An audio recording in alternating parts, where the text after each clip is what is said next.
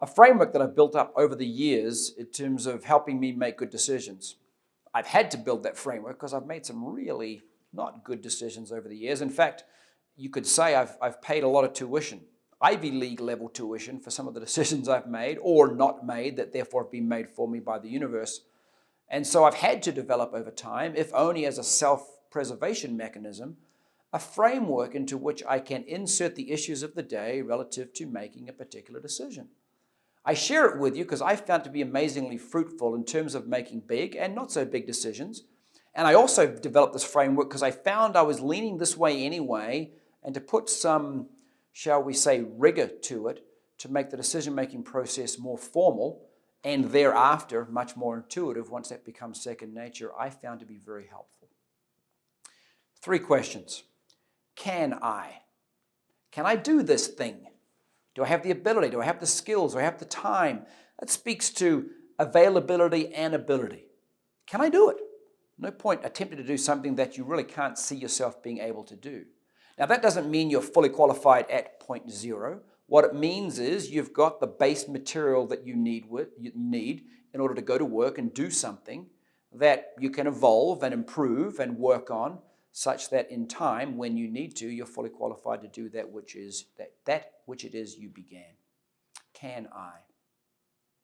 Second question to ask is, well, should I? Yes, I certainly can, but therefore, should I? With everything else I've got going on, how does it fit into my schedule? What's going to do to my priorities?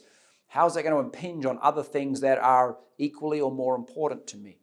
Can I make it work? Do I have the resources? And I've referenced time as a primary one of those. Do I have the resources to do that? Think of these in terms of a prospect joining you in your venture, in your business. Can I? Should I?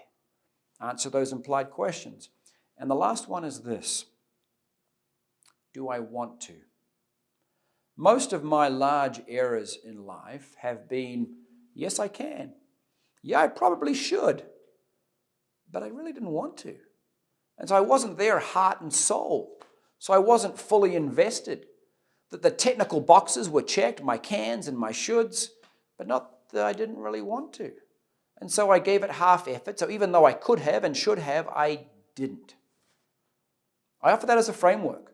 Run through it mentally, run through it formally, build a spreadsheet, whatever you want to do.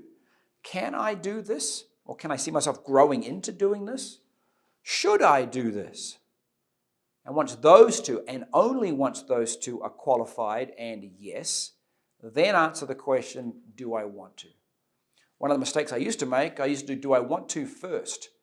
And that colored the other 2 decisions. So I biased myself for forcing myself into can I and should I because I really wanted to. And that was a mistake. Yes, logic first. Can I? Should I?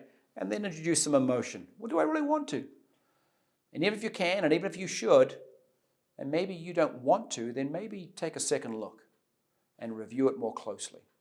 Hallelujah, the moment when you can, and you should, and you really, really want to. That's a sweet spot. That's when pure joy comes into your life because you're doing something that you're able to do or you're growing into, and you just love it. And therefore, you'll be better at it and more successful. Good luck.